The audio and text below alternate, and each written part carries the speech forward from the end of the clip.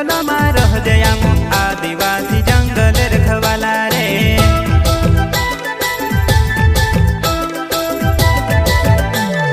चल जंगल जमीन काज पूजे रे आदिवासी दुनिया ने रखवाला रे। बाप देव खतरी काज पूजे रे आदिवासी सबसे निराला रे।